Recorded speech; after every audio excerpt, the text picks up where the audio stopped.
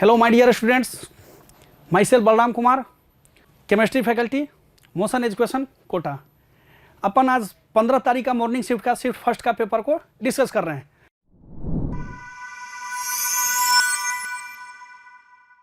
ये अपना next question रहा कि which of one of the following process is not example of calcination.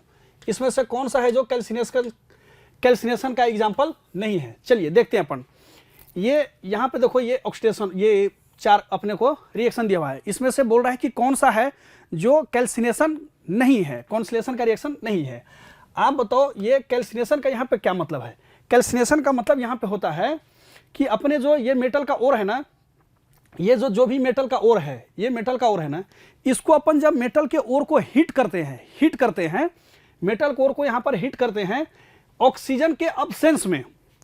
Calcination process में यहाँ पर अपन मेटल से ये जो मेटल का ओर है, ओर ऑफ मेटल, इसको अपन ऑक्सीजन के अब्सेंस में या लिमिटेड सप्लाई ऑफ ऑक्सीजन में जब हीट करते हैं तो यहाँ पे देखो, यहाँ पे इन तीनों में तो ऑक्सीजन सप्लाई नहीं है। ये एक ऐसा रिएक्शन है जिसमें ऑक्सीजन का यहाँ पे सप्लाई दिया हुआ है। तो ये यहाँ से ये क्लियर होगा कि ये कैल्सिलेशन का रिएक्शन नहीं है। अब यहाँ पे ये देखो आप, ये आयरन का एक वाटर सेट है। तो कैल्सिलेशन प्रोसेस में ये जो आयरन के साथ जो हाइड्राइड है, आयरन के साथ जो वाटर का मॉलिक्यूल है, तो ये वापस ये Fe2O3, ये वापस ये रिएक्शन जो है, ये आयरन के साथ जो यहाँ पर हाइड्रोजन का मॉलिक्यूल है, ये क्या करता है, ये वापस एनहाइड्रस हो जाता है। ये वाटर यहाँ से हीट करने पर रिलीज हो जाता है। तो कुल मिलाकर के क्या हुआ, ये वापस ये आयरन का कंपाउंड क्या हो गया, एनहाइड्रस हो गया। ये कंपाउंड एनहाइड्रस हो गया। तो आप देखो यहाँ पर अपन देखें तो एक सेकेंड ऑप्शन है जिसमें क्या है, ऑक्सीजन का सप्लाई है। और ये फर्स्ट और थर्ड में तो ऑक्सीजन है नहीं, वाटर का कोई सीन नहीं है। और चौथा में ये क्या है, ये आयरन का क्या है, एनहाइड्रस का कंपाउंड बन जाता है। तो अपना ऑप्शन क्या हो गया, ऑक्सीजन का सप्लाई दिया हुआ है। तो कैल्सिलेशन का यहाँ पे सेकेंड ऑप्शन आंसर हो गया। ये एक सिंपल सा मेटलर्जी का क्वेश्चन था कि कौन सा कैल्सिलेशन का प्रोसेस में इसमें रिएक्शन नहीं होता है। तो कैल्सिलेशन में क्या है कि उसमें ऑक्सीजन का सप्लाई नहीं होता है। अपन हीट करते हैं मेटल के ओर को, अब्सेंस ऑफ ऑक्सीजन या लिमिटेड सप्लाई ऑफ ऑक्सीजन। तो ये ऑप्शन, अपना ऑप्शन सेकंड हो गया। ये इस क्वेश्चन का आंसर रहा, सेकंड ऑप्शन रहा अपना आंसर। ठीक है।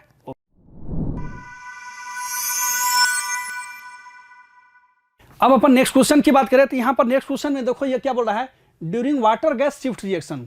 इसमें ये बोल रहा है कि वाटर गैस शिफ्ट रिएक्शन में इसमें से कौन सा ऐसा, ये जो कंपाउंड, ये चार स्टेटमेंट दिया हुआ है कि वाटर इवेपोरेट होता है कैटलिस्ट के प्रेजेंस में, या कार्बन मोनोऑक्साइड ऑक्सीडाइज हो जाता है, या कार्बन ऑक्सीडाइज हो जाता है, या कार्बन मोनोऑक्साइड रिड्यूस हो जाता है। तो वाटर गैस शिफ्ट का अपन रिएक्शन जब कराते हैं तो इसमें से कौन सा ऐसा फिट होता है। तो देखो, जब अपन वाटर का रिएक्शन कराते हैं ना, वाटर का अपन जब कार्बन मोनोऑक्साइड से रिएक्शन कराते हैं तो ये यहाँ पर जब रिएक्शन कराते हैं ना, तो ये होता क्या है कि ये कार्बन मोनोऑक्साइड ऑक्सीडाइज हो जाता है CO2 में। यहाँ पे CO2 में ऑक्सीडाइज हो जाता है। तो ये क्या है, कार्बन, यहाँ पर कार्बन मोनोऑक्साइड, ये कार्बन का नेचर है। कार्बन फैमिली का जो भी कार्बन है या कार्बन मोनोऑक्साइड है, ये दूसरे के ऑक्सीजन को भगा लेता है। ठीक है, ये दूसरे के ऑक्सीजन को भगा लेता है। तो ये CO से क्या हो गया, CO2 फॉर्म हो गया। ठीक है, तो यहाँ पर ये ऑप्शन हो गया क्या, यहाँ पर बात करें तो ये carbon monoxide is oxidise into carbon dioxide. तो ये अपना ऑप्शन सेकंड हो गया। ठीक है, तो ये इस क्वेश्चन का सॉल्यूशन रहा। यहाँ पे ये सेकंड ऑप्शन हो गया। ठीक है।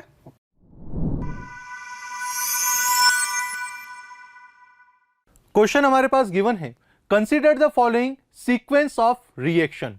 एनिलीन है, NaNO2 के साथ में ट्रीट किया गया है 0 to 5 degree Celsius. A product मिल रहा है, देन उसे NN डाइमिथाइल एनिलीन के साथ में ट्रीट किया गया है। बी प्रोडक्ट मिल रहा है, प्रोडक्ट बी हमें ABCD ऑप्शन में फाइंड आउट करना है। देखिए सिंपल क्वेश्चन है, कोई बड़ी बात नहीं है। एनिलीन को अगर NaNO2 के साथ में आप ट्रीट करेंगे 0 to 5 डिग्री सेल्सियस में, सो डाइज़ोनियम सॉल्ट आपके पास मिलेगा। तो यहां पर जो ए प्रोडक्ट है, डाइज़ोनियम सॉल्ट आपके पास मिला। So this one is basically diazonium salt. Okay fine. NN dimethyl aniline के साथ में जब आप डाइज़ोनियम सॉल्ट को ट्रीट करेंगे, सो लीजिए ये आपका NN dimethyl aniline. So nitrogen के साथ में यहां पर 2 CH3 अटैच कर दें। सो डाइज़ोनियम सॉल्ट के साथ में एनिलीन के साथ रिएक्शन, जी हां, डाइएजो कपलिंग रिएक्शन होती है। तो अल्टीमेटली यहां पर भी कपलिंग रिएक्शन होगी। सो प्रोडक्ट फॉर्म करेंगे, this one is one ring, then nitrogen double bond nitrogen, then one more, ये आपकी एनिलीन वाली रिंग, देन नाइट्रोजन और उससे अटैच है 1 and 2 CH3। That's it, simple. हाँ जी, सिंपल। सो अल्टीमेटली अगर हम बात करें, यस, फोर्थ ऑप्शन में we are getting correct answer. Fourth option is our correct answer और फाइनल आंसर फोर्थ ही होगा। एक बार क्रॉस चेक भी करें, एनिलीन को NaNO2 और 0 to 5 डिग्री सेल्सियस में ट्रीट करेंगे, डाइज़ोनियम सॉल्ट बन रहा है, NN डाइमिथाइल एनिलियम के साथ में ट्रीट करेंगे, डाइएजो कपलिंग रिएक्शन हो रही है और प्रोडक्ट फॉर्म हो रहा है। So finally fourth option will be our correct answer.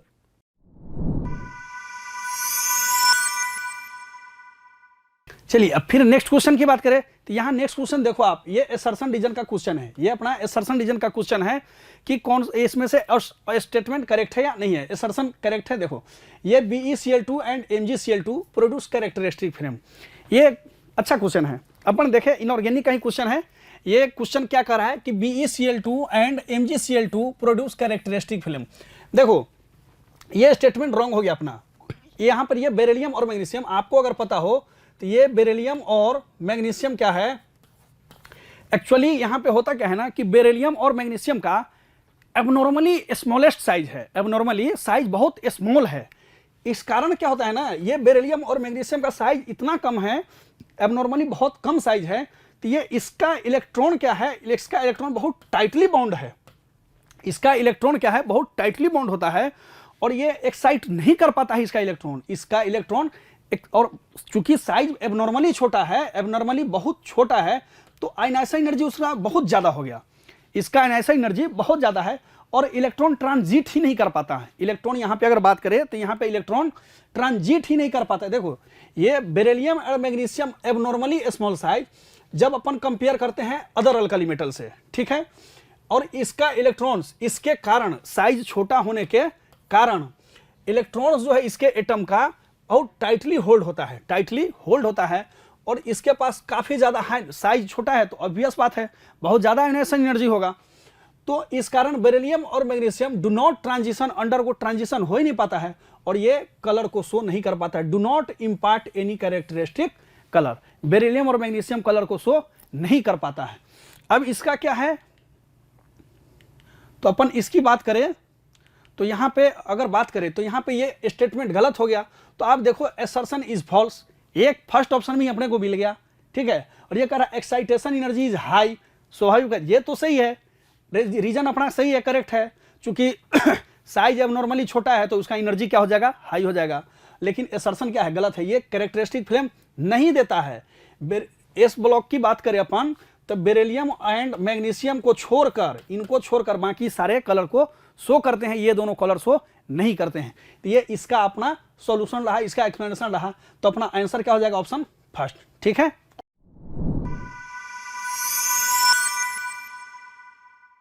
Question हमारे पास गिवन है, रिएक्टेंट है H2 के साथ में ट्रीट किया गया है, ए मेजर प्रोडक्ट हमें पता करना है। ओके जी, सो यहां पर बेसिकली अगर हम बात करें डबल बॉन्ड ऑक्सीजन है, H2 के साथ में ट्रीट किया गया है, तो एक ही ऑक्सीजन पे सबसे पहले तो 2 OH ग्रुप लगेंगे, वैसे स्टेबल नहीं होता एनीवेज। सो यहां पर अगर हम बात करें, सो रिंग है और रिंग के साथ में ये 5 मेंबर्ड रिंग भी है और यहां double bond oxygen, double bond oxygen, double bond oxygen. अब देखिए यहां पर इंटरेस्टिंग बात क्या, H2 के साथ में जब आप ट्रीट करेंगे सो यहां पर अटैच हो जाएगा दैट इज OH और OH। अब आप बोलेंगे सर एक ही कार्बन पर यहां पर OH है तो अल्टीमेटली H2 हटा दीजिए। अरे नहीं, H2 तो ऐड करा है हमने, यहां पर यह हाइड्रोजन इस ऑक्सीजन के साथ में और यह हाइड्रोजन इस ऑक्सीजन के साथ में हाइड्रोजन बॉन्ड का फॉर्मेशन करेगा और स्टेबल हो जाएगा। That's it. सो ये हमारा मेजर प्रोडक्ट होगा। अब अगर हम first, second, third, fourth option की बात करें, सो सिंपली फर्स्ट ऑप्शन में we are getting major product, first option, जी हां फर्स्ट ऑप्शन हमारा करेक्ट हो जाएगा। एक बार प्रॉपर टाइप वे में देख लें, अगर हम देखें this one is reactant, H2 के साथ में ट्रीट कर रहे हैं तो इसी कार्बन पर 2 OH ग्रुप आ गए जो कि हाइड्रोजन बॉन्ड फॉर्मेशन की वजह से स्टेबलाइज हो रहे हैं। सो फाइनल आंसर क्या हुआ, correct answer is our first option. So first option is our correct answer.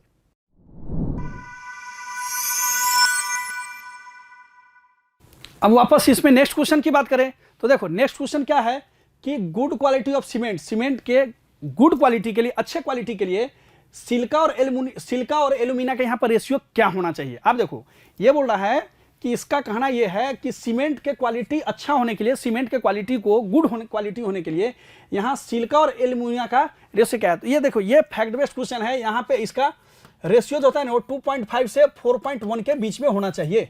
ये सिलिका और एल्यूमिना के जो बीच का रेशियो है, सिलिका और एल्यूमिना का, किसी भी ये सीमेंट के क्वालिटी को गुड होने के लिए ना सिलिका और एल्यूमिना का रेशियो यहाँ पे 2.5 और 4.1 के बीच में होना चाहिए था, इन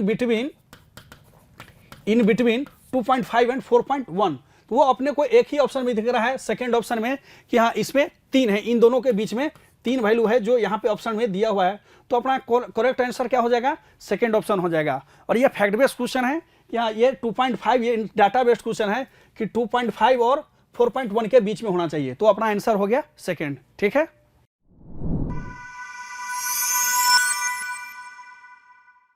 अपन को दिखाई दिया गया है which of the following expression is correct in the case of CaCl unit cell. ठीक है, CaCl2 के यूनिट सेल में हमारे पास, और जिसकी एज लेंथ अपन को कितनी गिवन है, A गिवन है।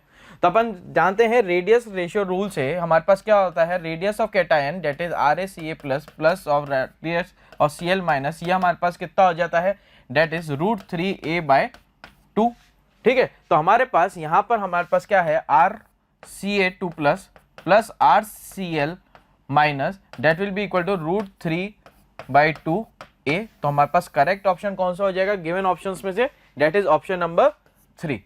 तो चलिए अपन इसका डिटेल सॉल्यूशन देख लेते हैं जो कि हमारे पास अवेलेबल है। दैट इज फॉर CaCl हमारे पास Ca plus is present at the body centre and Cl minus अपन को कहां दिया हुआ है, कॉर्नर्स पे। तो अपन क्या कह सकते हैं, रेडियस रेशियो रूल से that is √3a/2 is equal to R of Ca2 plus R of Cl minus. तो हमारा करेक्ट ऑप्शन यहां पे क्या हो जाएगा, that is option number 3।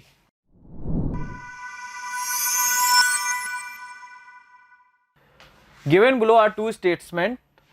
The statement 1, according to Bohr model of hydrogen atom, the angular momentum of an electron in a given stationary orbit is quantized. Second, statement 2, the concept of electron in Bohr's orbit violates the Heisenberg uncertainty principle. In the light of the above statement, choose the most appropriate answer from the given options below. ठीक है, देखिए पहला statement क्या है कि Bohr के according the angular momentum जो होता है किसी भी इलेक्ट्रॉन का वो हमेशा क्वांटाइज्ड होता है। क्वांटाइज मतलब अपन ने एक चीज पढ़ी है कि एंगुलर मोमेंटम हम किससे रिप्रेजेंट करते हैं, NVR, and that is equal to हमारे पास क्या होता है, NH/2π। तो अपन ये जानते थे हमारे पास जो एंगुलर मोमेंटम है that depends upon the orbital of the angular of the electron in which the electron is rotating plus the हमारे पास Planck's constant upon 2 × π। Second option हमारे को क्या दिया हुआ है, concept of electron in Bohr's orbit violates the Heisenberg uncertainty principle. Heisenberg uncertainty principle अपन को क्या कहता था कि we can't find determine the exact position and the momentum of an electron travelling in an orbit, right. तो हमारे पास क्या होता है, क्या वो इसको वायलेट करता था, बिल्कुल वायलेट करता था। जब हमारे पास बोहर का मॉडल फेल हो चुका था, या फिर अपन कह सकते हैं कि बोहर के मॉडल में जो मॉडिफिकेशंस आए थे वो हेजनबर्ग अनसर्टेनिटी प्रिंसिपल पर से आए थे, क्योंकि बोहर का मॉडल सिर्फ ऑर्बिटल और उसके ऑर्बिट और ऑर्बिटल तक ले गया था, और हेजनबर्ग का डेल्टा P और डेल्टा M की वैल्यूज भी, डेल्टा V की वैल्यूज भी कैलकुलेट कराता था। तो हमारे पास यहां से करेक्ट ऑप्शन क्या हो जाएगा, statement 1 is correct but statement 2 is incorrect. तो फर्स्ट ऑप्शन हमारा करेक्ट है। चलिए इसका डिटेल सॉल्यूशन देख लेते अपन। That is according to the Bohr model the angular momentum is quantized and is equal to NH/2π। Heisenberg uncertainty principle explains orbital concept which is based on probability of finding an electron। चलिए next question देखते हैं।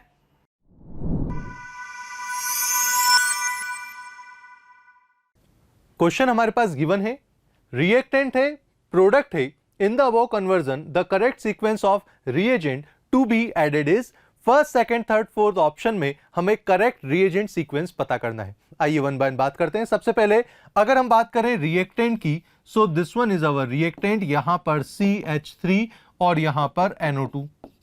Okay जी, अब यहां पर अगर first, second, third, fourth की बात करें, फर्स्ट और सेकंड में कुछ रिएजेंट हमारे सीक्वेंस सेम से हैं।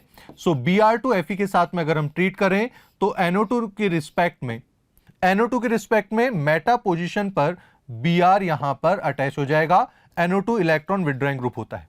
ओके, उसके बाद में FeH+ के साथ में ट्रीट करेंगे बच्चों, सिंपली NO2 का NH2 में कन्वर्जन हो जाएगा। सो ये आपका CH3 as it is, Br as it is, NO2 का क्या बन गया, NH2। आगे क्या, अच्छा फर्स्ट और सेकंड ऑप्शन दोनों के सीक्वेंस अलग हो गए। तो अगर फर्स्ट ऑप्शन की मैं बात करूं, ऑक्सीडाइजिंग एजेंट KMnO4 के साथ में ट्रीट करा, आपका CH3COOH में कन्वर्ट हो जाएगा, ये आपका Br। ओके, सो ये आपका Br एज इट इज, ये NH2 एज इट इज, और ये COOH बना। आगे क्या, Cl2 की बात करें तो Cl2 को भी अगर एडअप कर लेंगे तो NH2 को तो रिप्लेस करने से रहा आपका ज्यादा वेल सिंपली मेटा पोजीशन पर Cl2 अटैच हो जाएगा, तो रिक्वायर्ड प्रोडक्ट तो हमें नहीं मिल रहा। ओके, अब सेकेंड ऑप्शन की बात करते हैं। FeH+ तक बात हो गई। HONO क्या करेगा, NH2 है, HONO2 डाइज़ोनियम सॉल्ट बनाएगा। This one is CH3, this one is Br, ये बन गया हमारा N2+। आगे क्या, वेल CuCl के साथ में आप ट्रीट कर रहे हैं, डाइज़ोनियम सॉल्ट है, क्लोरीन अटैच हो जाएगा। सो this one is CH3, this one is Br, और ये आपका क्लोरीन अटैच हो गया। और उसके बाद में ऑक्सीडाइजिंग एजेंट KMnO4 है बच्चों, तो KMnO4 CH3 को किस में कन्वर्ट कर देगा, COOH में। So this one is Br as it is, this one is CH3 as it is. एक बार क्रॉस चेक करें, well this one is Cl, okay, so this one is Cl। So एक बार cross check करें, Cl then Br COOH, that's it. So second option में reagent का correct sequence है जो कि हमें मिल रहा है। सेकेंड ऑप्शन करेक्ट हुआ। ओके जी, सेकेंड ऑप्शन तो करेक्ट हुआ। उसके बाद में थर्ड ऑप्शन की बात करते हैं। सो अगेन रिएक्टेंट बना लेते हैं, ये हमारा CH3, ये हमारा NO2। थर्ड ऑप्शन में बच्चों तो FeH+। चलिए जी फटाफट, NO2 किस में कन्वर्ट हुआ, NH2 में, लीजिए NH2 बना। उसके बाद HONO क्या करेगा, डाइज़ोनियम सॉल्ट बनाएगा। सो दिस वन इज CH3 और N2+। उसके बाद में CuCl क्या करेगा, हमारा CuCl डाइज़ोनियम सॉल्ट की जगह क्लोरीन लगा देगा, डाइजो की जगह क्लोरीन। उसके बाद में KMnO4, चलिए जी KMnO4 हमारा COOH बनाएगा, KMnO4 और Cl एज इट इज। और देन अगर हम बात करें यहां थोड़ा सा चेंजेस बच्चों, यहां पर Br2 के साथ में ट्रीट करें तो COOH के रिस्पेक्टिवली इलेक्ट्रॉन विड्रॉइंग ग्रुप है, तो मेटा पोजीशन पर Br अटैच हो जाएगा। केवल Br की पोजीशन थोड़ी सी डिफरेंस रही, तो थर्ड ऑप्शन भी गलत हुआ। चलिए जी फोर्थ ऑप्शन की बात करते हैं। फोर्थ ऑप्शन की बात करें, सबसे पहले KMnO4 क्या करेगा, COOH में कन्वर्ट कर देगा। सो ये आपका लेट्स से इससे आपने बनाया KMnO4 तो COOH में कन्वर्जन हुआ। देन Br2 तो मेटा पोजीशन पर COOH के रिस्पेक्ट में Br लग जाएगा। ठीक है जी, ये आपका Fe एंड H+। अच्छा आगे क्या, आगे अगर हम बात करें, वेल ओके, सबसे पहले देन Br2 है। Okay, so this one is Br2, ये आपका Br2 रहा Fe। सो ये आपका Br लग गया। नाउ Fe एंड H+ तो आपका NO2 किस में कन्वर्ट हो गया, NH2 में। ये आपका Br एज इट इज, ये आपका COOH एज इट इज। और देन अगर Cl2 आप बनाने की कोशिश भी करें तो लेट्स से ज्यादा मेटा पोजीशन पर क्लोरीन अटैच हो जाएगा, तो COOH, ये Br और यहां पर है Cl और यहां NH2। अगेन प्रोडक्ट तो हमें नहीं मिला, सो फोर्थ भी गलत हुआ। Second option is our correct answer. एक बार टाइप वे में भी देख लें, प्रॉपर सीक्वेंस फर्स्ट रिएक्शन में भी प्रोडक्ट हमें नहीं मिल रहा, सेकेंड ऑप्शन में रिएक्शन सीक्वेंस में हमें करेक्ट प्रोडक्ट मिल रहा है। सो second option is our correct answer. अगर हम बात करें थर्ड की, सो थर्ड में भी हमें रिक्वायर्ड प्रोडक्ट नहीं मिल रहा, Br की पोजीशन COOH के जस्ट एडजेसेंट होनी चाहिए। और अगर हम फोर्थ प्रोडक्ट में भी बात करें तो भी हमें प्रोडक्ट नहीं मिल रहा। अल्टीमेटली सेकेंड ऑप्शन, जी हां second option is our correct answer.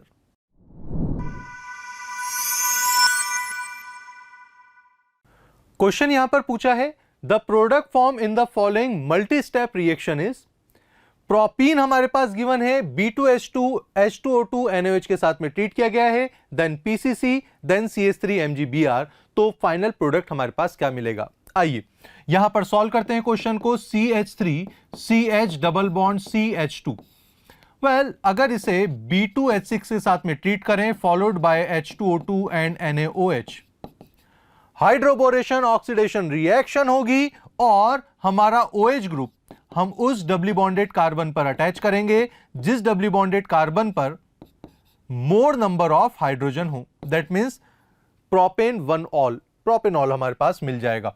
Then mild oxidising agent PCC के साथ में ट्रीट करेंगे, सो हमारा अल्कोहल से एल्डिहाइड फंक्शनल ग्रुप मिल जाएगा। चलिए उसे अगर हम MgBr या CH3 MgBr ग्रिग्नार्ड रिएजेंट के साथ में ट्रीट करें तो सबसे पहले बनेगा CH3 CH2 C and OMgBr। Well यहां पर CH3 और यहां hydrogen as it is. Then अगर इसका एसिडिक हाइड्रोलाइसिस हम करें तो सिंपली क्या मिलेगा, CH3 CH2 carbon and let's say यहां पर CH3 और यहां पर OH, साथ ही साथ में MgOHX अलग हो जाएगा। So this one is butane to all. Butane to all, first option we are getting. Ultimately first option is our correct answer. चलिए एक बार टाइप 2 में देख लें।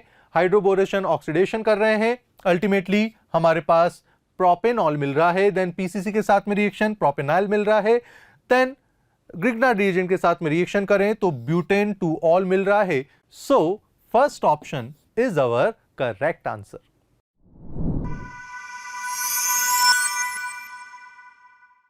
चलिए अब नेक्स्ट क्वेश्चन की बात करें तो वापस एक इन्वायरमेंटल केमिस्ट्री का क्वेश्चन है। इन्वायरमेंटल केमिस्ट्री का क्वेश्चन है, आसान सा क्वेश्चन है। ये बोल रहा है कि possibility of photochemical smog formation will be minimum at, मतलब इनका ये कहना है, इस क्वेश्चन का कहना है कि फोटोकेमिकल स्मॉग जो फॉर्मेशन होता है इसका सबसे कम कहाँ पे फॉर्मेशन का मिनिमम पॉसिबिलिटी होना चाहिए। अपने को ऑप्शन दिया हुआ ये श्रीनगर जम्मू कश्मीर, दूसरा ऑप्शन है न्यू दिल्ली, तीसरा है चौथा मुंबई और तीसरा रहा कोलकाता। आप देखो यहाँ पे बोल रहा है कि फोटोकेमिकल स्मॉग जो फॉर्मेशन होता है ना उसकी पॉसिबिलिटी सबसे कम किस जगहों पे है। आप देखो यहाँ पे जैसा कि अपन ने यहाँ पे देख रहा है, ये देखो श्रीनगर में बोल रहा है जनवरी के टाइम पे, तो देखो फोटोकेमिकल स्मॉग फॉर्मेशन एक्चुअली ये है क्या। केमिकल स्मॉग को फॉर्मेशन के लिए अपने को करना क्या होता है, फोटोकेमिकल स्मॉग को फॉर्मेशन के लिए ना प्रेजेंस ऑफ सनलाइट होना चाहिए। यहाँ पर नाइट्रोजन का कंपाउंड है, ये नाइट्रोजन ऑक्साइड है, ये रहा नाइट्रोजन ऑक्साइड, ठीक।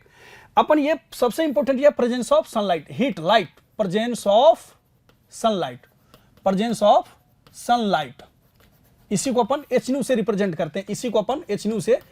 करते हैं, यहाँ देखो ये नाइट्रोजन ऑक्साइड को, नाइट्रोजन का जो ऑक्साइड है इसके ऑक्साइड को सनलाइट के प्रेजेंस में अपन NO+O2 में, NO+ nitric oxide plus oxygen, ये O नेसेंट ऑक्सीजन इसको बोलते हैं, तो ये ऑक्सीजन निकला जिसको अपन बच्चा ऑक्सीजन भी बोलते हैं, नेसेंट ऑक्सीजन। तो और फिर ये ऑक्सीजन क्या है, एटमॉस्फेयर में जो प्रेजेंस है ऑक्सीजन, एटमॉस्फेयर के ऑक्सीजन के साथ मिलकर ये O3 बनाता है और यही टॉक्सिक है, ये टॉक्सिक गैस है। ये ऑक्सीजन, ओजोन क्या है, ये जो ओजोन का फॉर्मेशन होता है ये टॉक्सिक है।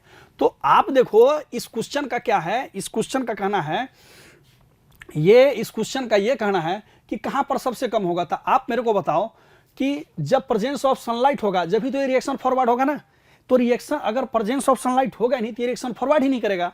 तो जम्मू कश्मीर में क्या है, जनवरी के टाइम पर, at the time of January वो काफी चिल्ड मौसम होता है, वहां का वेदर बहुत चिल्ड होता है, वहां सनलाइट प्रेजेंस ही नहीं होता है, तो ये रिएक्शन ही नहीं हो पाएगा, ये रिएक्शन आगे फॉरवर्ड ही नहीं होगा और ये ओजोन का यहाँ पे फॉर्मेशन हो ही नहीं पाएगा, टॉक्सिक गैस ही नहीं बन पाएगा। तो ये फोटोकेमिकल स्मॉग का जो है ये फॉर्मेशन क्या हो जाएगा, बिल्कुल मिनिमम हो जाएगा। तो ऑप्शन अपना आंसर फर्स्ट ही हो जाएगा, अपना जो ऑप्शन है श्रीनगर जम्मू कश्मीर यही आंसर हो जाएगा। अब देखो बाकी का ऑप्शन है न्यू दिल्ली, अगर यहाँ तो गर्मी होता है सनलाइट ऐसे ही है तो वो फॉरवर्ड रिएक्शन हो जाएगा, ठीक है, नाइट्रोजन का ऑक्साइड वो आगे फॉरवर्ड हो जाएगा, वो ओजोन का फॉर्मेशन। बाकी तीनों में सेम क्वेश्चन है भाई, सेम ऑप्शन है, मतलब इसमें क्या है, नाइट्रोजन का ऑक्साइड क्या करेगा, सनलाइट का मिलेगा, सनलाइट प्रेजेंस हो जाएगा, HNO सनलाइट मिलेगा और ये NO+ ऑक्सीजन, ये ओजोन, ये ऑक्सीजन, ये क्या है नेसेंट ऑक्सीजन मिल जाएगा और ये वापस एटमॉस्फेयर में प्रेजेंट ऑक्सीजन से मिलकर के ये O3 ओजोन बना लेगा इन तीनों ऑप्शन में। लेकिन एक जम्मू कश्मीर वाला जो ऑप्शन है फर्स्ट ऑप्शन, इसमें ऐसा नहीं है क्योंकि यहां पर लाइट का प्रेजेंस नहीं है। ठीक है, तो अपना ऑप्शन कौन सा हो गया? फर्स्ट ऑप्शन अपना आंसर हो गया। ठीक है, ओके।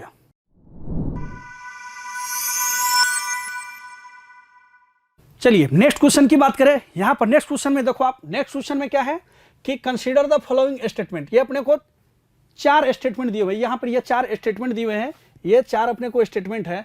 फर्स्ट स्टेटमेंट का कहना है कि NF3 मॉलिक्यूल है ट्राइगोनल प्लेनर स्ट्रक्चर। आप देखो NF3 मॉलिक्यूल है ट्राइगोनल प्लेनर स्ट्रक्चर।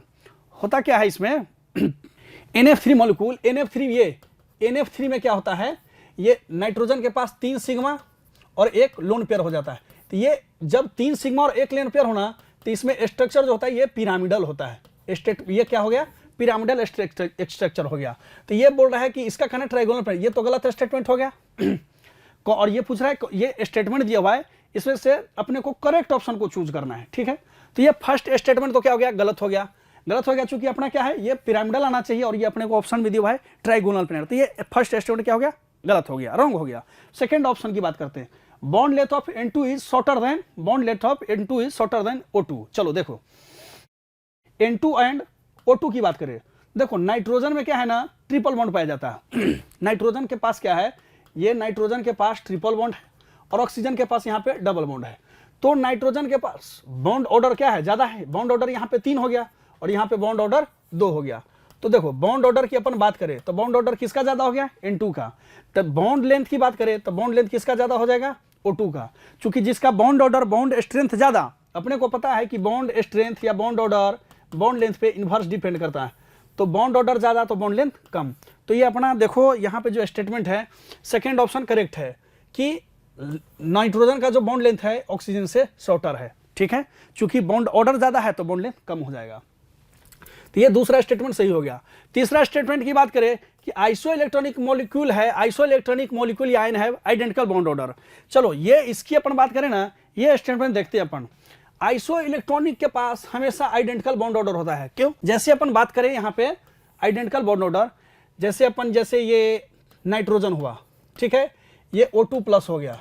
ठीक है, तो ये दोनों का ये 14 इलेक्ट्रॉन है, यहाँ भी ये N2 हो गया और ये यहाँ पे अपन मान लिया जाए O2+2 ले लिए, ये 14 इलेक्ट्रॉन हो गया। तो जब अपन बॉन्ड ऑर्डर सेम हो और इलेक्ट्रॉन का नंबर जब सेम होगा, जब भी इलेक्ट्रॉन का according to MOT molecular orbital theory के अनुसार जब भी यहाँ पे इलेक्ट्रॉन का नंबर सेम होगा ना, तो यहाँ पे बॉन्ड ऑर्डर सेम हो जाता है।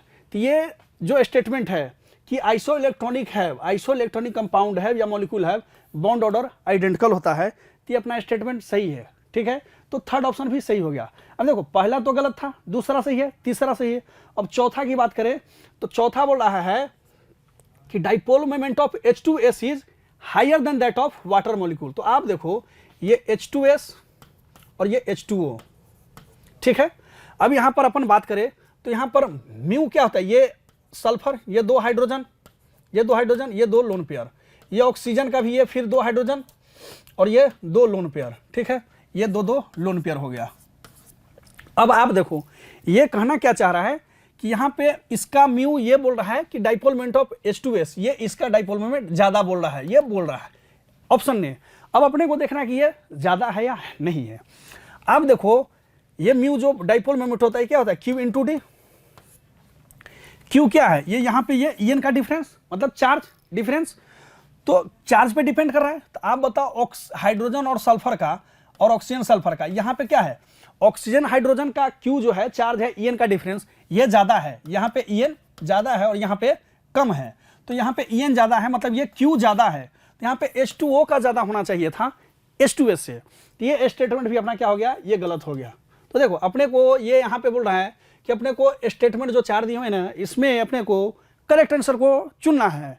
तो आप देखो यहाँ पे फर्स्ट स्टेटमेंट गलत हो गए, सेकंड सही है, थर्ड करेक्ट है और फोर्थ ऑप्शन भी इनकरेक्ट है। तो ऑप्शन अपना बी और सी सही है, करेक्ट ऑप्शन अपना बी एंड सी, और ये अपने को ना थर्ड ऑप्शन में दिया हुआ है बी एंड सी। तो इस क्वेश्चन का अपना आंसर कौन हो गया, थर्ड ऑप्शन हो गया। ठीक है,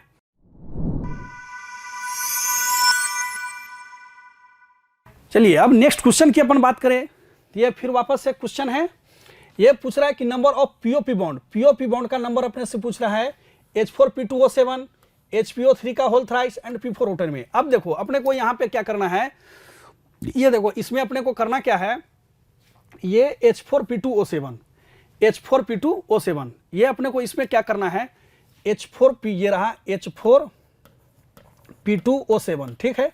अब इस क्वेश्चन को अपन टेकल करते हैं, देखते करना क्या है इसमें। ये एक क्वेश्चन है, आसान सा क्वेश्चन है, अपने को समझना है। आप देखो यहाँ पे फास्फोरस का ऑक्सीडेशन स्टेट है वो +5 है, यहाँ पे ऑक्सीडेशन स्टेट फास्फोरस का कितना हो गया, +5 हो गया। अपन ऑक्सी एसिड, जब फास्फोरस का ऑक्सी एसिड का स्ट्रक्चर पढ़ते हैं, स्ट्रक्चर फॉर्मेशन करते हैं, तो अपने को पता है फास्फोरस का जब +5 ऑक्सीडेशन स्टेट होता है ना, तो इसमें पीएच बॉन्ड नहीं पाया जाता है, नो पीएच, इसमें एक भी पीएच बॉन्ड नहीं पाया जाता, ठीक है। तो ये फास्फोरस का नहीं पाया जाएगा। और अपने को पता है फास्फोरस का जो भी ऑक्सीडेशन स्टेट होता है +3 +1 +5, तो ये 2 फास्फोरस रहा अपने पास, ये 2 फास्फोरस रहा। तो देखो पीएच बॉन्ड नहीं पाया जाएगा, एक मिनिमम दोनों के पास डबल बॉन्ड, करेक्ट, ये ऑक्सीजन के साथ डबल बॉन्ड पाया जाएगा। बाकी इसका ये 2 पीएच बॉन्ड नहीं पाया जाएगा, ये 2 OH पाया जाएगा, ठीक है, ये 2 OH पाया जाएगा।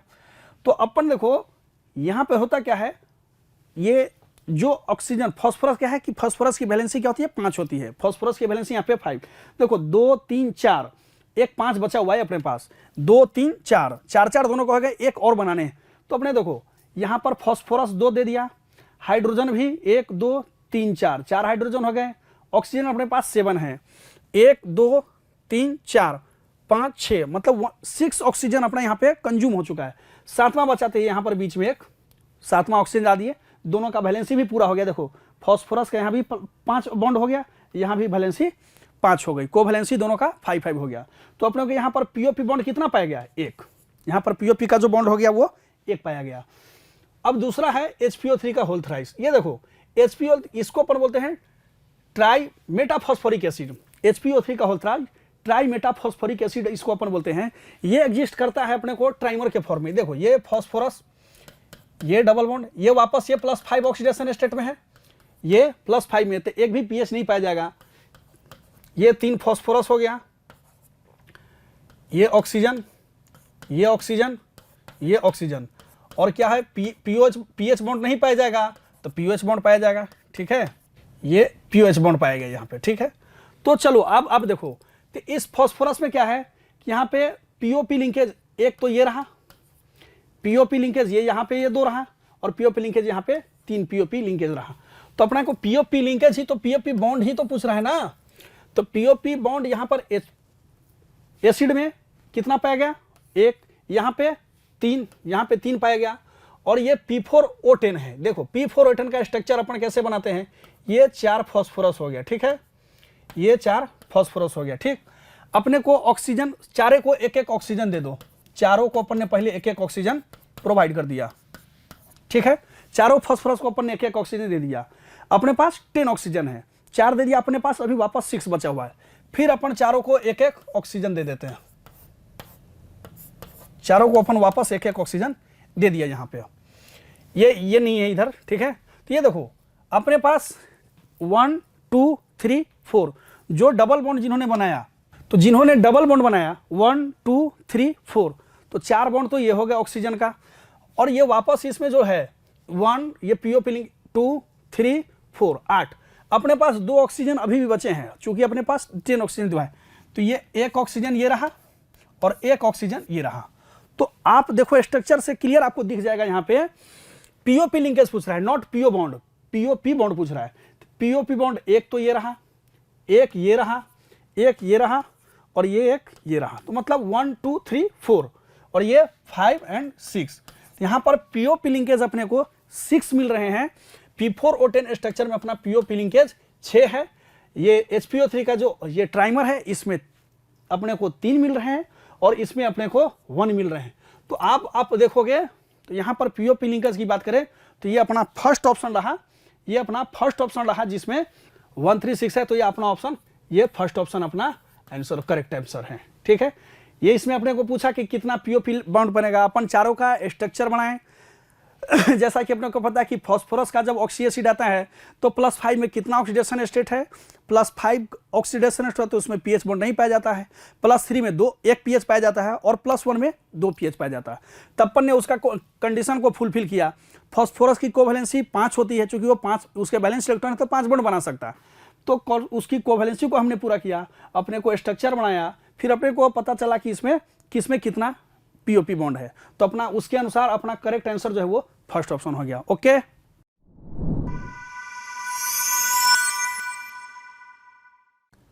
क्वेश्चन हमारे पास गिवन है, which is not true for arginine.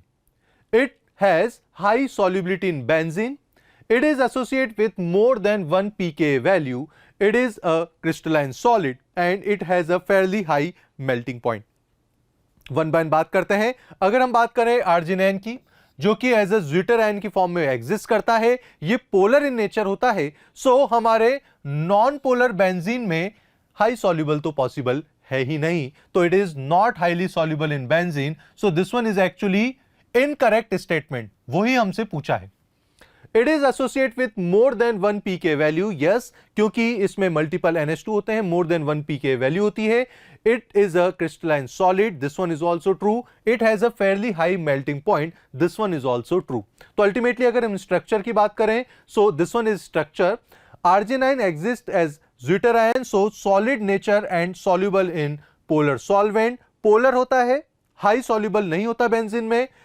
3 pK value होती है, ट्रू है value. Well, third statement true है कि क्रिस्टलाइन सॉलिड है और इसका हाई मॉलिक्यूलर मास भी होता है और मेल्टिंग पॉइंट भी हाई होता है।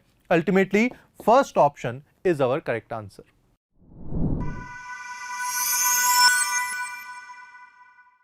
वापस अपन नेक्स्ट क्वेश्चन की ओर बढ़ते हैं। नेक्स्ट क्वेश्चन को टैकल करते हैं। इसमें क्या बोल रहा है, ये नेक्स्ट क्वेश्चन की बात करें तो ये बोल रहा है कि complex have highest magnitude of crystal field splitting energy. ये देखो, अपन बात करें इस पेपर में तो ये क्वेश्चन है कि किसका CFSE crystal field splitting energy है या स्प्लिट, तो इसमें सबसे ज्यादा हाईएस्ट किसका है। चलो अपन बात करते हैं एक्चुअली है क्या इसमें। ये देखो, अपन चारों की बात करें ना तो यहां देखो, ये सब में H2O H2O H2O H2O H2O क्या है, वीक फील्ड लिगेंड है। H2O यहां पे वीक फील्ड लिगेंड है। देखो, एक चीज तो यहां पे क्लियर हो गया कि इन चारों में क्या है कि कॉमन चीजें क्या मिल गई अपने को, लिगेंड्स क्या है, वीक है और सेम है, H2O है। चलो, यहां पर मैग्नीज जो है ये +3 ऑक्सीडेशन स्टेट में है, यहां पर आयरन +3 ऑक्सीडेशन स्टेट में है, यहां पर क्रोमियम +3 में है, टाइटेनियम +3 में। चलो, ये भी एक अच्छी है कि चारों के चारों क्या है, +3 ऑक्सीडेशन स्टेट में है। ठीक है, अब अपन यहां पर बात करें कि करें कैसे है। ठीक है, आप देखो यहां पे +3 में है, तो ये +3 में इसका जो डी में इलेक्ट्रॉन हुआ 3d4। आयरन के केस में यहां पर +3 में ये 3d5, यहां पर डी में कितने 5 इलेक्ट्रॉन है, 5 इलेक्ट्रॉन है। क्रोमियम +3 में यहां पे डी में 3 इलेक्ट्रॉन है। यहां पर बात करें तो यहां पे डी में कितना 1 इलेक्ट्रॉन है। ठीक है, अब अपन क्रिस्टल फील्ड स्टेबलाइजेशन एनर्जी की बात करें तो क्रिस्टल फील्ड स्प्लिटिंग एनर्जी का अपन ने एक फार्मूला देखा है। क्या एक फार्मूला होता है अपन डी ऑर्बिटल के लिए, -0.4 into T2G plus 0.6 into EG plus XP। ये XP नए पेयर है, ये XP क्या है, नए पेयर जो फॉर्मेशन करते हैं वो X का वहां पर नंबर रिप्रेजेंट करता है। तो देखो, ये डी ऑर्बिटल है ना, ये डी ऑर्बिटल जो 3d4 है, तो इसको अपन CFSE क्रिस्टल फील्ड के अनुसार डी ऑर्बिटल को अपन 2 पार्ट में तोड़ते हैं, एक T2G में और एक EG में, एक T2G में और एक EG में। तो अपन T2G और EG की बात करें तो जब अपन यहाँ पे ये वैल्यू पुट करते हैं ना 0.6 का T2G में, तो यहाँ पर T2G है, वीक लिगेंड है, तो पेयरिंग तो किसी ने नहीं करा रहा, पेयरिंग तो किसी का नहीं होगा। तो अपन जब यहाँ पर T2G और EG में तोड़ते हैं, ये रहा T2G, ये अपन डी ऑर्बिटल को मान ली जाए, ये यहाँ पे डी ऑर्बिटल को तोड़ रहे हैं। ये देखो, ये रहा T2G और ये T2G, ये T2G रहा और ये EG रहा। ठीक है, तो T2G में अपने को ये 4 इलेक्ट्रॉन है, तो 1 2 3 और ये 4। ये ऊपर इसलिए गया, ये पेयरिंग चूंकि वीक लिगेंड है, तो ये 3 में क्या है -1.2, माइनस यहाँ पर 3 इलेक्ट्रॉन डालेंगे तो ये -1.2 और इसमें 1 इलेक्ट्रॉन है 0.6, तो अपना आंसर क्या आ जाएगा -0.6। अब ये आयरन के केस में वैल्यू पुट करेंगे ना 3d5 है, तो 3 इलेक्ट्रॉन तो इसमें आ गया, 3 इलेक्ट्रॉन तो अपना इसमें आ गया और 2 इलेक्ट्रॉन इसमें आ गया। तो देखो 4 × 3 -1.2, यहाँ पर 0.6 × 2 प्लस 1.2, तो माइनस और प्लस 1.2 ये क्या होगा, कैंसिल हो गया तो क्या हो गया, इसमें 0 हो गया। ये देखो इसमें इसका CFSE क्या हो गया, 0 हो गया। अब अपन बात करें 3D3 का, तो 3D3 में देखो केवल 3 इलेक्ट्रॉन है इसमें T2G में, तो T2G में जब 3 इलेक्ट्रॉन अपन डालते हैं तो -0.4 इंटू 3, ये -1.2, ये देख लो -1.2, और यहाँ पर टाइटेनियम का 1 है डी में इलेक्ट्रॉन, कितना जगह -0.4। तो अपन जब यहाँ पर चारों का जब CFSE crystal field stabilisation energy जब अपन ने निकाला, जब अपन ने क्रिस्टल फील्ड का स्प्लिटिंग एनर्जी यहाँ पे निकाला चारों कंपाउंड का, तो अपने को पता चला ना सबसे ज्यादा हाईयर अपने को -1.2 मैग्नीट्यूड वाइज अगर बात करें तो सबसे ज्यादा यहाँ पर ये 1.2 है। ये थर्ड जो क्रोमियम का ऑक्साइड है, क्रोमियम का जो कंपाउंड बना हुआ है, ये इसका सबसे ज्यादा क्रिस्टल फील्ड स्प्लिटिंग एनर्जी है। तो अपना करेक्ट ऑप्शन जो है आंसर ऑप्शन थर्ड है, और ये आंसर हो जाएगा। ये अपन ने इसका ये एक सिंपल सा छोटा सा क्वेश्चन था कॉम्प्लेक्स कंपाउंड का, जिसको अपन ने डिस्कस किया है, और इसका आंसर अपना ऑप्शन करेक्ट ऑप्शन थर्ड है। ठीक है, ओके।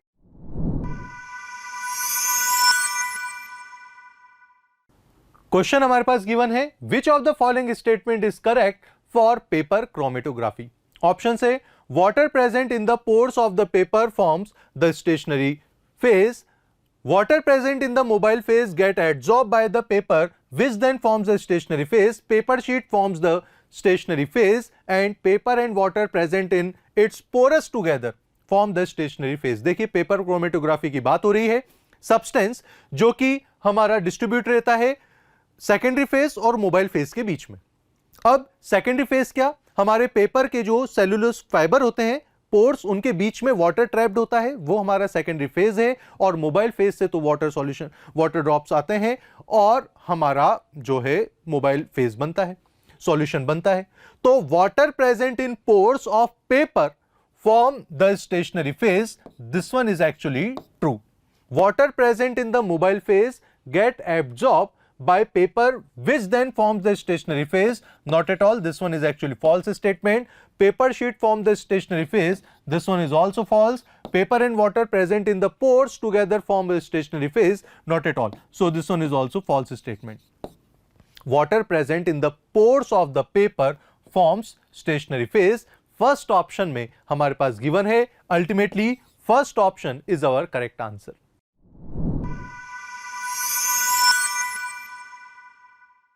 अपन का दिया हुआ है which of the following statement is और आर करेक्ट। ठीक है, पहला है the pH of 1 into 10⁻⁸ molar HCl solution is 8। Second, the conjugate base of H2PO4 is HPO4 2-। Third, Kw increases with increase in temperature। D, when a solution of a weak monoprotic acid is titrated against a strong base at half neutralization point, pH is equal to half pKa।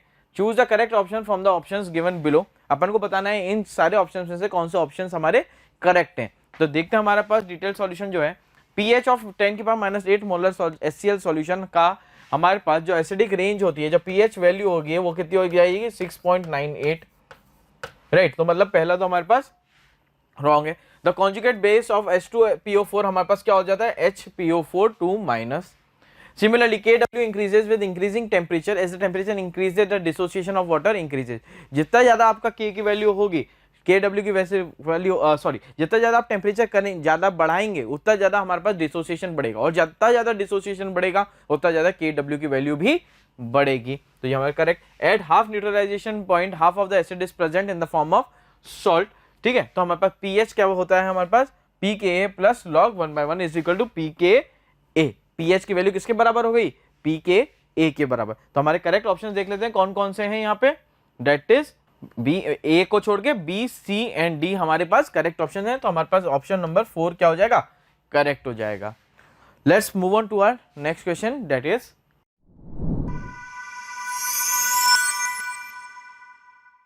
Question हमारे पास given है, the major product in the Friedel Crafts acylation of chlorobenzene is. First, second, third, fourth option में हमें पता करना है कि Friedel-Crafts acylation अगर क्लोरोबेंजीन का करें मेजर प्रोडक्ट क्या होगा। देखिए कितना सिंपल क्वेश्चन आया है। अगर हम बात करें, लेट्स से क्लोरोबेंजीन हमारे पास है, दिस वन इज क्लोरोबेंजीन। इसे अगर एनहाइड्रस AlCl3 के प्रेजेंस में COCl के साथ में ट्रीट करें, सो एनहाइड्रस AlCl3 होगा क्या, well electrophilic substitution, aromatic electrophilic substitution reaction होगी। फर्स्ट स्टेप में इलेक्ट्रोफाइल जनरेट होगा, सेकंड स्टेप में एरिनियम आयन फॉर्म होगा, थर्ड स्टेप में एरिनियम आयन से प्रोटॉन अलग होगा, प्रोडक्ट हमारे पास आ जाएगा। अब खुद ही देख सकते हैं क्लोरीन जो कि हमारा ऑर्थो पैरा डायरेक्टिंग ग्रुप है, chlorine ortho para directing group है। अल्टीमेटली CH3CO+ कहां पर अटैच होगा? पैरा पोजीशन पर। सो this one is simply C double bond O and CH3। लीजिए जी, ये हमारे पास प्रोडक्ट बन गया है। ऑल्दो मेटा पोजीशन पर not possible, 2,2CH3COCH3 is also not possible. That's it. Fourth option में we are getting correct answer. So fourth option हमारा एकदम करेक्ट है। ओके जी, एक बार टाइप वे में देख लें। क्लोरोबेंजीन है, CH3COCl के साथ में एनहाइड्रस AlCl3 के साथ में ट्रीट कर रहे हैं। अल्टीमेटली पैरा पोजीशन पर हमारा COCH3 अटैच हो गया। सो COCH3 अटैच हो गया। Chlorine is ortho para directing या and para is actually our major product. So finally fourth option में करेक्ट मेजर प्रोडक्ट मिल रहा है। Fourth option is our correct answer.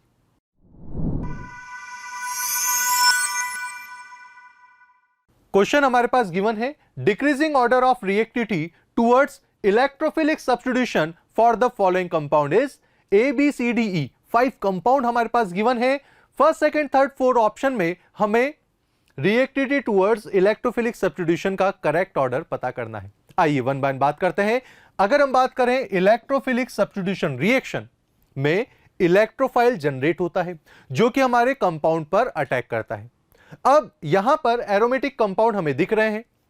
अगर रिंग एक्टिवेट होगी इसका मतलब इलेक्ट्रॉन डोनेटिंग ग्रुप अटैच है जो कि ऑर्थो पैरा पोजीशन पर इलेक्ट्रॉन डेंसिटी बढ़ाएगा, इलेक्ट्रोफाइल इजीली अटैक कर लेगा, तो इलेक्ट्रोफिलिक सब्स्टिट्यूशन रिएक्शन की रिएक्टिविटी ज्यादा हो जाएगी।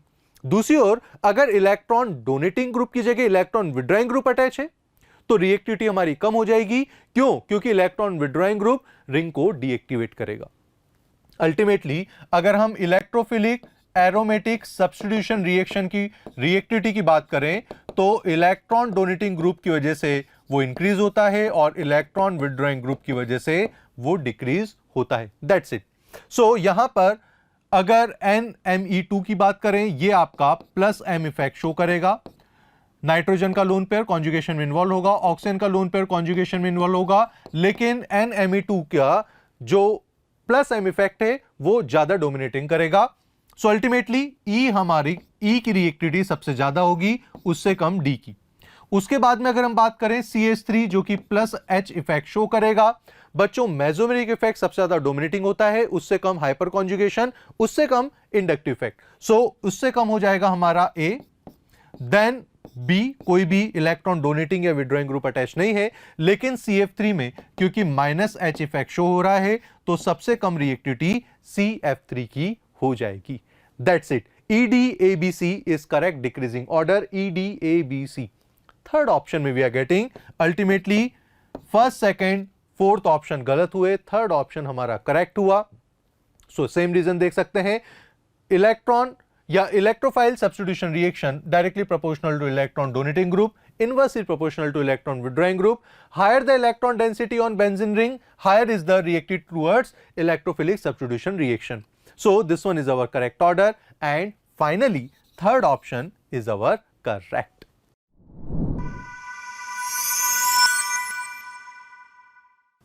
इस क्वेश्चन में टू लिस्ट हमारे पास है, लिस्ट 1 एंड लिस्ट 2। लिस्ट 1 में मोनोमर मेंशन है, लिस्ट 2 में पॉलीमर, और दोनों लिस्ट को मैच करना है। तो आइए वन बाय वन बात करते हैं। लिस्ट 1 में फर्स्ट मोनोमर है टेट्राफ्लोरोइथीन। टेट्राफ्लोरोइथीन जो कि टेफ्लॉन फॉर्म करता है पॉलीमर। सो टेफ्लॉन हमारे पास अगर हम बात करें थर्ड में मेंशन है। ओके जी। एक्राइलोनाइट्राइल की अगर हम बात करें बच्चों तो एक्राइलोनाइट्राइल से हमारा ऑर्लोन बनता है, कैप्रोलैक्टम से नायलॉन 6, सो नायलॉन 6, और आइसोप्रीन से हमारा नेचुरल रबर बनता है। That's it, simple question. So A belong करेगा थर्ड को, ए बिलोंग करेगा थर्ड को, तो फर्स्ट और थर्ड ऑप्शन तो ऐसे ही गलत हुए। बी बिलोंग करेगा फर्स्ट को, सो फोर्थ ऑप्शन भी गलत, सी फोर्थ को, एंड डी सेकंड को। दैट्स इट बच्चों, अल्टीमेटली सेकंड ऑप्शन हमारा करेक्ट हो जाता है। पॉलीमर का बहुत सिंपल क्वेश्चन है, एक बार प्रॉपर रिएक्शंस भी देख लें। टेट्राफ्लोरोइथीन है, सो this one is tetrafluoroethene. Tetrafluoroethene से हमारा टेफ्लॉन बन रहा। ओके जी। उसके बाद में एक्राइलोनाइट्राइल से हमारा ऑर्नोल, और उसके बाद में कैप्रोलैक्टम से नायलॉन 6 एंड आइसोप्रीन से नेचुरल रबर बन रहा है। So ultimately second option is our correct answer.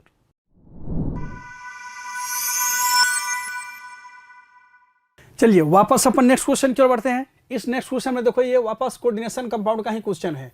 इसका ये पूछ रहा है कोबाल्ट +2 में H2O के साथ जब लिगेंड कंपाउंड बनेगा तो इसके 2,2G सेट में कितना अनपेयर्ड इलेक्ट्रॉन होता है। ये देखो आप, अपन जब कोबाल्ट का कंपाउंड बनाते हैं H2O के साथ, जब अपन कोबाल्ट का अपन ने कंपाउंड बनाया तो ये +2 ऑक्सीडेशन स्टेट में कोबाल्ट +2, तो इसमें क्या है 3D7, कोबाल्ट का 2 इलेक्ट्रॉन निकालने के बाद अपने पास D में 7 इलेक्ट्रॉन बच जाता है। खास बात क्या है यहाँ पे, ये H2O क्या है, वीक लिगेंड है, ये वीक लिगेंड है वीक लिगेंड है तो ये पेयरिंग नहीं करा पाएगा। वीक लिगेंड है, चूंकि यहाँ पे वीक लिगेंड है तो ये पेयरिंग नहीं करा पाएगा। और यहाँ पर अपन जब इसको T2G में तोड़ते हैं, स्प्लिट करते हैं, तो ये वीक लिगेंड है, पेयरिंग कराएगा नहीं। तो देखो इलेक्ट्रॉन अपन फिल करेंगे 1 2 3, 1 2 3 4 5 6 7। अगर ये अनपेयर्ड इलेक्ट्रॉन यहाँ पर अगर स्ट्रॉन्ग होता तो पेयरिंग कराता, लेकिन चूंकि वीक फील्ड लिगेंड है तो पेयरिंग नहीं करा। तो अपने T2G में कितने इलेक्ट्रॉन बच गए, 5, और EG में 2। लेकिन अपने को ये अनपेयर्ड इलेक्ट्रॉन केवल और केवल T2G का पूछा है, EG का नहीं पूछा, या दोनों का नहीं पूछा, केवल T2G में पूछा। तो देखो T2G में की बात करें अगर अनपेयर्ड इलेक्ट्रॉन का, तो T2G में केवल और केवल एक ही अनपेयर्ड इलेक्ट्रॉन है, तो इसका आंसर क्या हो जाएगा 1। देखो ये अपने को ना कोबाल्ट +2 के साथ वाटर का लिगेंड मिला करके कोबाल्ट +2 के साथ H2O का कंपाउंड के साथ अपने को T2G के सेट में, ये क्वेश्चन देखो आप, ये होमोलिटिक से मतलब होता है कि same type of ligand. Homoleptic का यहां पर सीधा सा मतलब है same type of ligand, ligand same होना चाहिए। ऑक्टाहेड्रल कॉम्प्लेक्स मतलब कोऑर्डिनेशन नंबर यहां पे 6 होना चाहिए, ठीक है। ये लिगेंड सेम होना चाहिए, लिगेंड जो है ये लिगेंड सेम होना चाहिए, कोऑर्डिनेशन नंबर 6 होना चाहिए तो फिर उसके बाद अपने को T2G में अनपेयर्ड इलेक्ट्रॉन कितना पाया जाता है। तो जब यहां पर अपन ने इसका वैल्यू कैलकुलेट किया तो कोबाल्ट +2 में अपने को D में 7 इलेक्ट्रॉन हैं, और चूंकि जब इसको अपन स्प्लिट करते हैं तो ये अपने को एक T2G में स्पेशली 1 इलेक्ट्रॉन मिल रहा है, तो इसलिए अपना करेक्ट आंसर अनपेयर्ड इलेक्ट्रॉन 1 हो गया। और ये ऑप्शन नंबर यहाँ पर इसका आंसर क्या हो जाएगा, अनपेयर्ड इलेक्ट्रॉन T2G में 1। तो इस क्वेश्चन का ये आंसर रहा 1। ओके,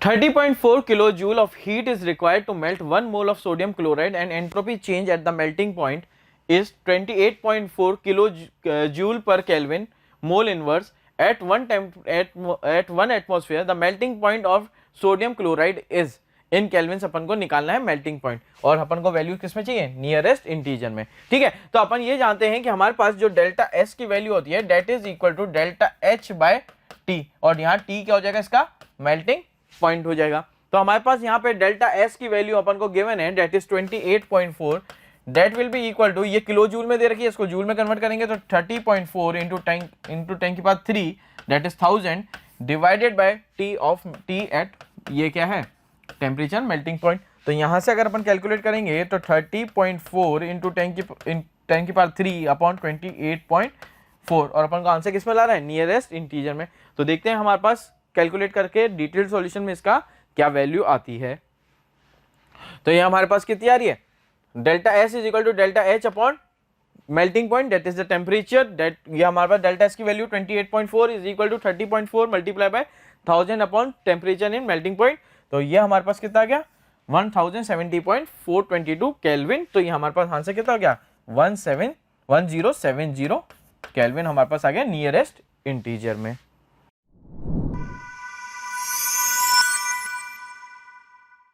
चलिए अब एक इसमें और एक नेक्स्ट क्वेश्चन है इस पेपर में। नेक्स्ट क्वेश्चन क्या कर रहा है कि आइसो इलेक्ट्रॉनिक स्पेसीज, इसमें से जो गिवन कंपाउंड है, जो इसमें जो टोटल नंबर आइसो स्पेसीज दिया हुआ है, इसमें से कौन सा आइसो इलेक्ट्रॉनिक है। देखो आइसो इलेक्ट्रॉनिक का मतलब सिंपल सा, आइसो इलेक्ट्रॉनिक, जिसमें आइसो मीन्स सेम और इलेक्ट्रॉन का मतलब इलेक्ट्रॉन, तो मतलब जिसमें वो स्पेसीज जिसमें इलेक्ट्रॉन का नंबर सेम हो उसको अपन आइसो इलेक्ट्रॉनिक बोलते हैं, ठीक है। तो अब यहाँ पे अगर आइसो इलेक्ट्रॉनिक की बात करें तो देखो ये ऑक्सीजन में यहाँ पे O-2 में 10 इलेक्ट्रॉन, F-2 F-1 में भी 10 इलेक्ट्रॉन, एल्युमिनियम में 13 इलेक्ट्रॉन, Mg+2 में 10 इलेक्ट्रॉन, सोडियम आयन में 10 इलेक्ट्रॉन, O+1 में 7 इलेक्ट्रॉन, मैग्नीशियम में 12 इलेक्ट्रॉन, Al+3 में 10 इलेक्ट्रॉन, F में 9 इलेक्ट्रॉन। तो देखो अपने को बोला ये आइसो इलेक्ट्रॉनिक मतलब आइसो इलेक्ट्रॉन मतलब इलेक्ट्रॉन का नंबर वो सारे स्पेसीज में इलेक्ट्रॉन का नंबर क्या हो, सेम हो। तो देखो यहाँ पे ये 10 10 10 10 10 मतलब ये 5 ऐसे स्पेसीज है, ये 5 वो स्पेसीज है ना जिसमें इलेक्ट्रॉन का नंबर सेम है।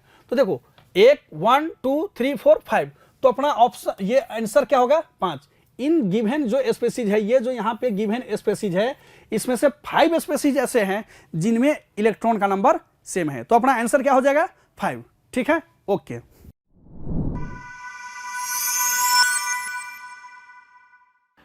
For a reversible reaction, A gives B, the delta H for the forward reaction is equal to 20 kilojoule per mole. The activation energy of the uncatalyzed forward reaction is 300 kilojoule per mole. When the reaction is catalyzed, keeping the reactant concentration same, the rate of the catalyzed forward reaction at 27 degrees Celsius is found to be same as that of uncatalyzed reaction at 327 degrees Celsius. The activation energy of the catalyzed backward reaction is in kilojoule पर मोल अपन को बताना है। चलिए इसका detailed solution देखते हैं अपन। That is E A अपन को दिया हुआ है 300 किलोजूल पर मोल, तो अपन जानते हैं E A by T will be equal to E dash A by T dash, अपन ने मान लिया ये चीज। तो हमारे पास कितना हो जाएगा 300 by C600 और E A of forward is upon 300 जो टेम्परेचर अपन को गिवन है। तो ये हमारे पास E A F हमारे पास कितना हो जाएगा 150।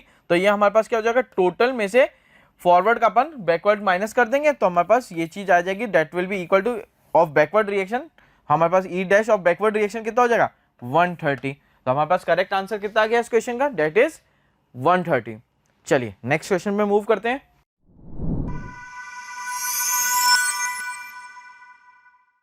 The vapour pressure of 30% W/V aqueous solution of glucose is this much mm of Hg at 25 degree Celsius, और अपन को गिवन है the density of 30% W/V aqueous solution of glucose given है अपन को 1.2 gram per centimetre cube, and vapour pressure of pure water is 24 mm Hg। The molecular mass of the glucose अपन को given है 180 ग्राम पर मोल। चलिए इस क्वेश्चन का अपन डिटेल सॉल्यूशन देखते हैं।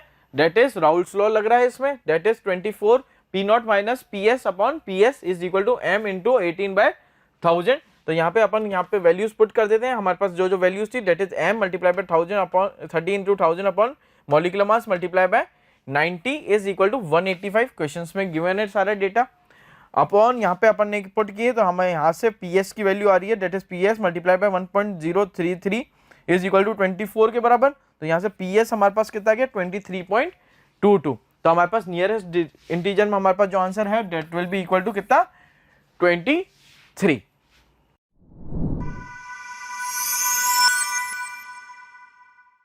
वापस अपन नेक्स्ट क्वेश्चन की let's move on next question. वापस अपन नेक्स्ट क्वेश्चन की बात करें तो देखो ये इसमें पूछ रहा है ना क्रोमाइल क्लोराइड में ऑक्सीडेशन स्टेट ऑफ क्रोमियम। ये अपने से बहुत सिंपल सा आसान सा क्वेश्चन है।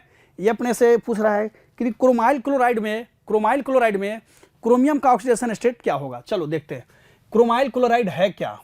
ये अपन बात करें तो ये CrO2Cl2 ये अपना क्रोमाइल क्लोराइड है। ये क्या है क्रोमाइल क्लोराइड, ये क्रोमाइल क्लोराइड है। आप देखो इसमें ऑक्सीडेशन स्टेट पूछ रहा है, तो ये देखो क्रोमियम का ऑक्सीडेशन स्टेट हमने X मान लिया, ऑक्सीजन का -2 ऑक्सीडेशन स्टेट होता है और ये 2 है, प्लस हेलोजन का -1 होता है और ये 2 है।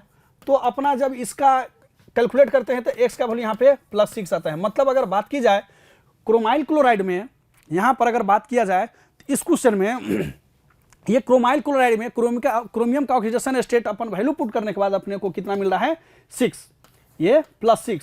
तो आंसर क्या हो जाएगा ये प्लस दिया हुआ है तो अपना यहाँ पे आंसर क्या हो जाएगा 6। क्रोमाइल क्लोराइड में क्रोमियम का ऑक्सीडेशन स्टेट अपने को 6 फाउंड हो रहा है, ठीक है।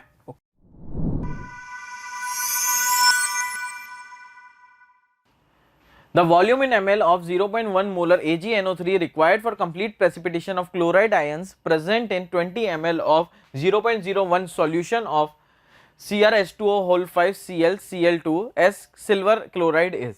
ठीक है, इसका डिटेल सॉल्यूशन देखते हैं. डेट इज हमारे पास ये एक कंपाउंड दिया हुआ है. जब अपन इसकी AgNO3 से कराते हैं तो हमारे पास मोलरिटी गिवन है, वॉल्यूम गिवन है. इसका मतलब अपन जानते हैं मोल्स बराबर कितना हो जाता है, मोलरिटी इंटू वॉल्यूम. और इधर भी हमारे पास क्या हो जाएगा, मोल्स बराबर मोलरिटी इंटू वॉल्यूम. क्योंकि हमारे पास जो वॉल्यूम है वो ml में गिवन है, तो यहाँ पे मोल्स की जगह हमारे पास क्या कैलकुलेट होंगे, मिली मोल्स कैलकुलेट होंगे. तो यहाँ पर हमारे पास कितने हो गए, 0.2 मिली मोल और इसके हो गए 0.4 मिली मोल. तो हमारे पास क्या आ जाएगा 0, और इसके एक मोल से इसका कितना मोल बनता है, 2 मोल बनता है. तो अपन क्या लिख सकते हैं, 0.4 is equal to 0.1 multiply by V in ml. तो यहाँ से V in ml हमारे पास कितना आ गया, that is will be equal to 4 ml. तो हमारा पास करेक्ट आंसर क्या हो जाएगा इस क्वेश्चन का, इंटीग्रल वैल्यू 4. चलिए let's move on to our next question.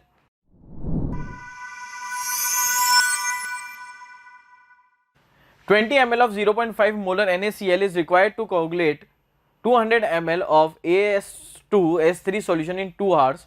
The coagulating value of NaCl is, अपन को निकालनी है NaCl की वैल्यू. तो हमारे पास क्या होगा, that is 20 multiplied by 0.5 divided by 200 multiplied by 1000. Direct formula based question. तो यहाँ से आप कैलकुलेट करेंगे, ये 1 टाइम, ये 10 टाइम, और ये 1 टाइम, ये 1 टाइम. 0.5 मल्टीप्लाई बाय 100, ये हमारे पास आ जाएगा 50 आंसर. तो करेक्ट आंसर कितना हो गया आपके पास, 50.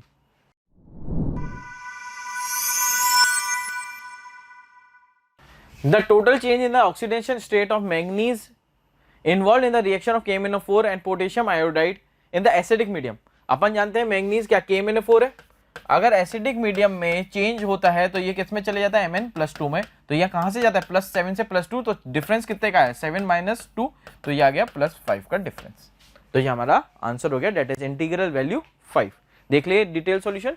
ये आपका प्लस एसिडिक मीडियम में जा रहा है, +7 से कहां, +2. तो चेंज इन ऑक्सीडेशन स्टेट या चेंज इन ऑक्सीडेशन नंबर कितना हो गया, +5 का. चलिए नेक्स्ट क्वेश्चन देखते हैं.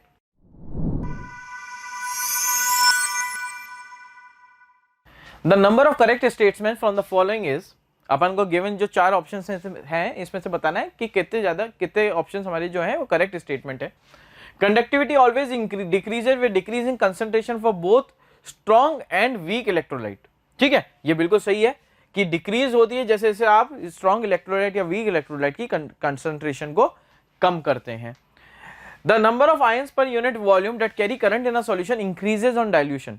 ऐसा जरूरी नहीं है कि number of ions per unit volume जो करंट कैरी कर रहे हैं वो इंक्रीज होते हो. Molar conductivity increases with decrease in concentration. क्योंकि क्या होता है हमारे पास मोलर कंडक्टिविटी का फॉर्मूला क्या, that is K/C multiply by 1000. तो जैसे जैसे ये डिक्रीज होगी मोलर कंडक्टिविटी बढ़ेगी. तो हमारे पास ये ऑप्शन क्या हो गया, करेक्ट हो गया.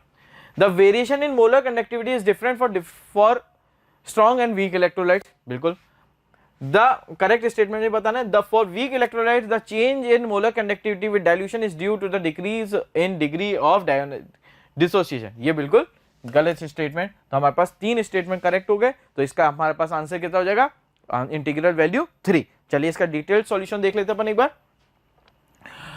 ठीक है, तो वही चीज है, हमारे पास 3 ऑप्शंस करेक्ट है, that is A, C and D. तो क्या है A option, conductivity decreases with dilution of strong acid as well as weak electrolyte.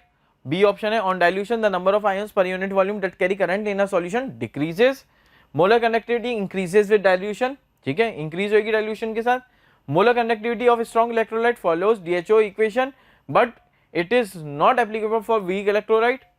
Last, on dilution, degree of dissociation of weak electrolyte increases. So that's all we have from the 15th April shift 1 paper. Thank you. आशा करता हूं हमारे top educator का यह lecture आपको पसंद आया होगा. अगर पसंद आया है तो वीडियो को लाइक करिए, चैनल को सब्सक्राइब करिए और शेयर भी करिए, क्योंकि ज्ञान बांटने से बढ़ता है और सही बताऊं तो पुण्य भी मिलता है. मुझे सुनने के लिए बहुत बहुत धन्यवाद. Thank you.